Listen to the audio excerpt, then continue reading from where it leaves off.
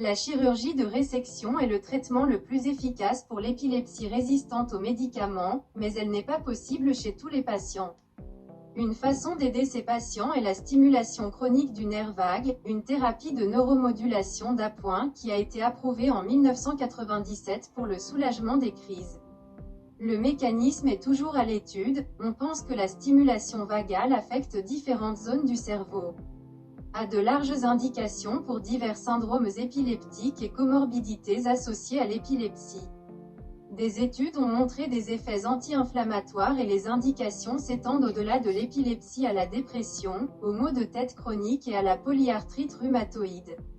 En 2018, des dispositifs de stimulation du nerf vague avaient été implantés chez plus de 100 000 patients dans le monde. Ce n'est pas une procédure exigeante pour les patients et les neurochirurgiens, et est également rentable en termes d'utilisation d'équipements opératoires de haute technologie coûteux et de ressources humaines.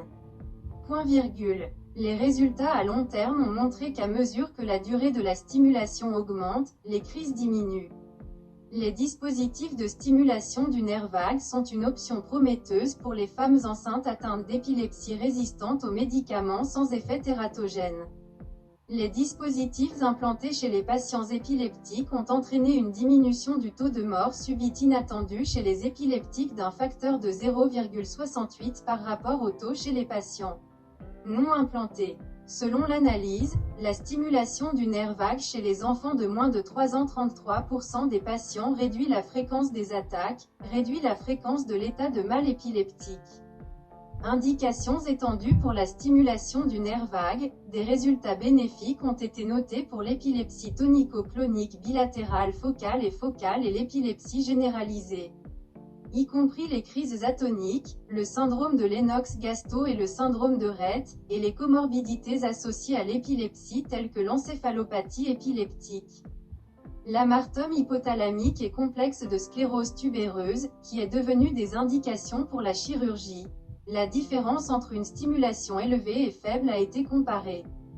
Des essais contrôlés randomisés ont montré une réduction d'environ 30% de la fréquence des crises chez les patients recevant une stimulation élevée et une réduction d'environ 15% de la fréquence des crises dans le groupe à faible stimulation.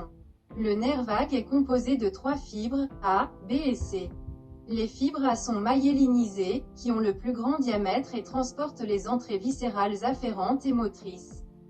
Les fibres B sont des fibres myélinisées de petit diamètre, qui transportent l'entrée parasympathique. Les fibres C sont des fibres non myélinisées de petit diamètre, qui transportent des informations afférentes viscérales. Les effets secondaires aigus les plus courants sont l'infection, la parésie des cordes vocales et la paralysie du nerf facial inférieur, mais ceux-ci sont complètement gérables avec l'utilisation de techniques microchirurgicales.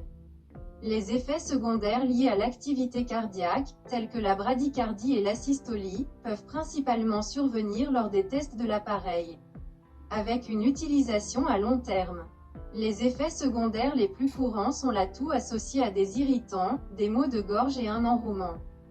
Le but de notre étude était de réduire le nombre de crises d'épilepsie avec épilepsie résistante aux médicaments en utilisant la méthode de stimulation du nerf vague et d'améliorer la qualité de vie des patients. 18 neurostimulateurs vagues, Demi-Pulse 103 et Aspire 106, ont été implantés au Children's Neurosurgery Medical Center.